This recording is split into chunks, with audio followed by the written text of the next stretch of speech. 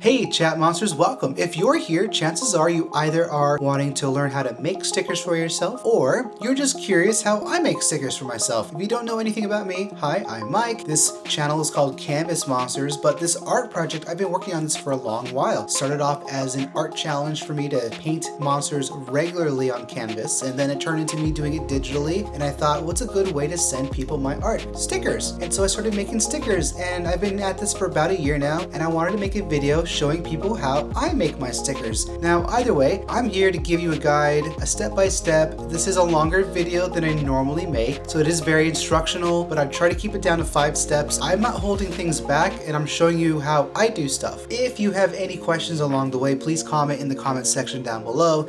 I'll be hanging out in there with you guys, reading the comments and chatting back. If you have any questions about any of the steps, please go ahead and just leave them below. I hope that what I'm offering helps, and I hope my insight's valuable. And if not, then well darn, you know. Anyway, let's dive into this video. Step 1 is draw. Whatever you're going to draw, whatever you're going to utilize, make sure before you even draw that your canvas, your DPI is set to at least 300. DPI stands for dots per inch, so it's like more ink droplets per inch means more resolution, more detail for your print. I'm sure if you set yours to 1080 by 1080 and 300 DPI, whatever you draw and want to turn into a sticker, you'll be just fine. And even if you decide not to make your own stickers, you still want to make sure your DPI is set to at least 300 when you're setting this off to somebody else, because they'll help them down the line print out your sticker and have it match really well as far as resolution goes to what your final image is that you do draw. Today's example of what I'll be printing is a dumpster fire monster. And before we get printing, and even before you send this off to somebody else to print for you, if you decide to go that route, make sure you add a border to your picture, because not only does it frame your sticker and add this cool little outline to your image, but adding a border will benefit you down the road. And I'm using Procreate today, but normally I throw my images into like Photoshop or something else to add text, to add my branding, and to add a border. And since we're here, and maybe you're using Procreate, I'm gonna go ahead and just show you how I used to do it when I was just using only Procreate. I would grab my image, duplicate it, make sure I'm highlighting my back image. I'm gonna go to my magic wand, I'm gonna go to Gaussian blur. I'm gonna blur my background image up to maybe about, do 10%, because what I'm looking for is that haze, that background haze. Now that we got that haze going on, I'm gonna click on that select tool, make sure automatic is on, make sure color fill is on, and in the top right, make sure you have white selected. You can do whatever other color border you want, by the way. I'm gonna go ahead and now just drag across my screen, and just drag until I kind of have my desired outline that I want. This is fun. This will work. From here, I would normally just save my image as a PNG, and that's how you can throw a border on in Procreate. I'm gonna go ahead and add some more flair to my own personal one, and then I'll meet you guys in the next step. Quick interjection here. I made a whole portion of this video about all the things I use for printing stickers, but it was a bit too long, so instead, in the description down below of this video will be links to everything I use, from the glossy, the glitter, the hollow foil types of paper, the laminate material, the printer I use, and the Cricut machine I use for cutting. I'll put everything in the description down below. Full disclosure, these links will be affiliate links, so if you click anything down below, there might be a chance I get a kickback on commission, so I appreciate that either way. Thank you so much, and that really supports Canvas Monsters. Alright guys, welcome to the next step where I'm going to show you how to set your image up for print. And I went ahead and plopped everything down. It's super easy. You click on upload, you throw out all your images down, and then you just choose where you want to put things. You can also just click on an image, hold down Alt, and drag it around, and you can just duplicate however many you want, right? Here's the image you guys saw earlier. I went ahead and added some text, and I added the border, but I also threw in an image that we have for another sticker that I sell, and it is a blue bordered image. Now I chose that for a reason, and I'll show you guys that in a moment. We have our gray background up, that's our safe area, and my gray background is from the shapes option. You click on shapes and you just choose square, and you can customize your square in the inches tab up in the top where it says size, width, and height. Mine's 6.75 by 9.25. And that gives me a safe area for where I'm putting down all my images. And I do this for every single time I'm printing. Now that we have everything plotted down and I filled up all the space that I feel like I could fill up, I'm gonna go ahead and remove my little background here. Now all of our images are just sort of free floating, and I don't want that, because once we go to print, Cricut will shift everything around and try to fit it to what it thinks is best. I'm not gonna be listening to that. I'm gonna go ahead and zoom out. I'm gonna hold down click drag across, right click, click on attach, which then makes everything one image, and then we go to make. So now that we're in make, we get a little preview of what our print is gonna look like. Make sure you're connected via Bluetooth or you're gonna hardwire your computer into your Cricut. However way you're gonna do it, make sure you do that first. And on this tab, I have both of these toggles on. And remember how I put in a picture with a blue border or blue outline into my print for today? The reason being is I want to toggle on the add bleed option to show you guys what that means. Now the add bleed option will bleed extra ink around your image, so that way where it's cutting, it'll go through the ink.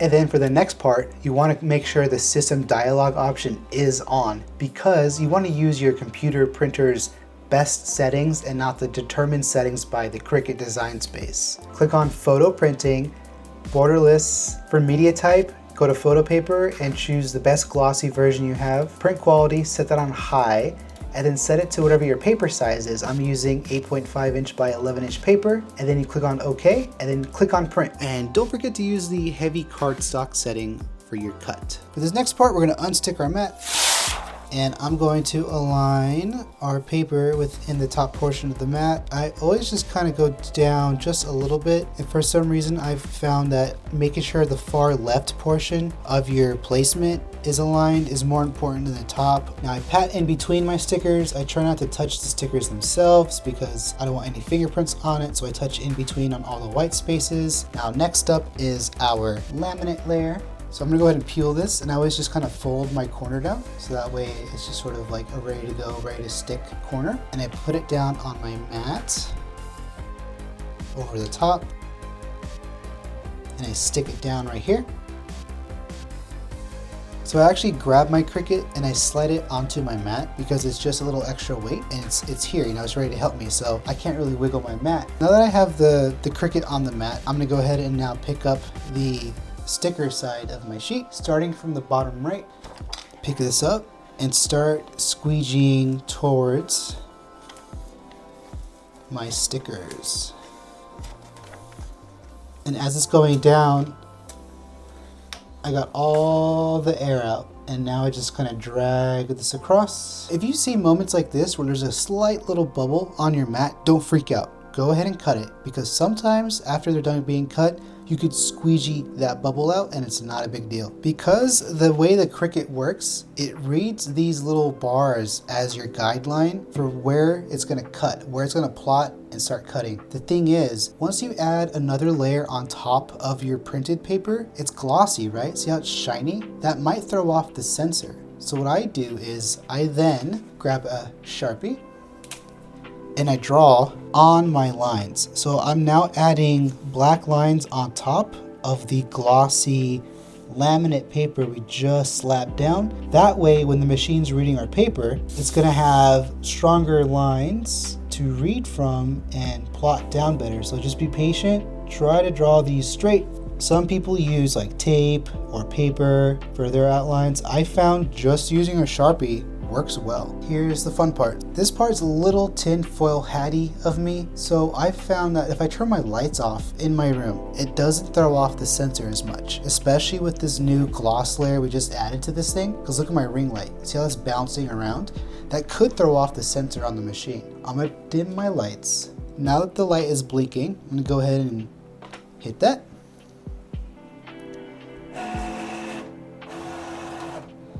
And see how the sensor is reading the black bars? That's why we added the Sharpie on there, so that way it would read it better. Throw your room lights back on, you're fine now because the sensor's done reading. And voila, there we go, we're cutting and we got our cuts going. Well, that's cutting. I just want to say, hey, thank you to Patreon. Thank you guys so much. What we're actually printing and cutting today is what I'll be sending out to my Goblin tier monsters. Over on Patreon, I have a tier where I send stickers out once a month, and they are stickers that I don't sell in my shop. Because of these peoples, I am able to continue doing what I'm doing, and I thank you guys so much. So if you're interested in joining my sticker club, head on over to patreon.com/canvasmonsters. There's a mini sticker goblin tier and there's a sticker goblin tier. And depending which tier you get depends on how many stickers I send out to you once a month. If that sounds interesting, go check it out. It looks like our stickers are done. Hit the eject button and here we are. So this is exactly why I wanted to do the bleed option to show you guys. Do you see how we have that cut and it's through the blue paint? Well, it's because we did bleed and it threw blue outside our desired original border. And what it did was it did a little extra pixels so that way when it cuts through the white paper, it doesn't add any white to our bordered outline. Just like how this is just all white, this is now all blue. So let's take these off and see how they turned out. When it's a brand new mat like this, I actually tend to roll mine off. So I tend to fold my mat and I kind of give my stickers a chance to lift on their own just by gently squeezing my mat. And I feel for the paper and not the sticker, because if the sticker lifts, you're grabbing the sticker off. But if you're grabbing the mat, you're going to gently pull to your right. You're not going to just yank it off or rip it off, or else you add too much curl. And there we go. We have our sticker. Have a nice day. Our glossy boy, it looks great. It turned out great. The border's all blue. There's no white from the sticker paper showing. This is perfect. It came out fantastic. Remember when I told you guys about the bubbling that happens? Look, they're gone. So if you ever do see bubbles on your sticker sheet, don't freak out. Just go ahead and go through with cutting it, because you never know. They might just go away after it gets cut through. So just don't freak out if you get bubbles.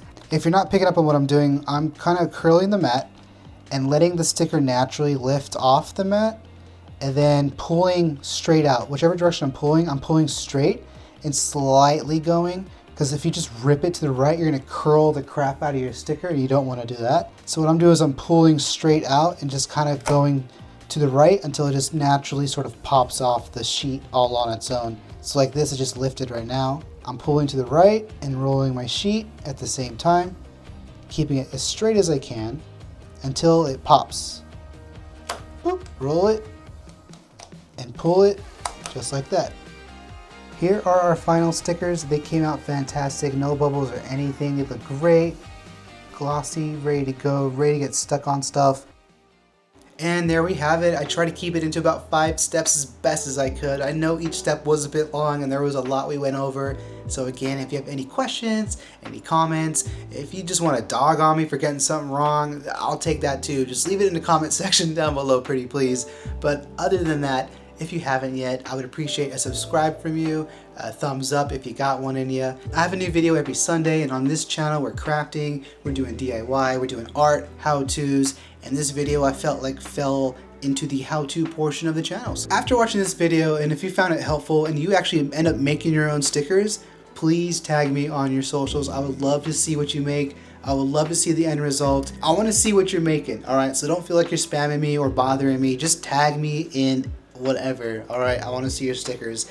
We're in this together. We're all little small businesses, little artists just doing their thing, alright? We got a little community of our own going, and we got to band together. And I'll see y'all next Sunday for another video. Have a great day, and I'll see you on the interwebs.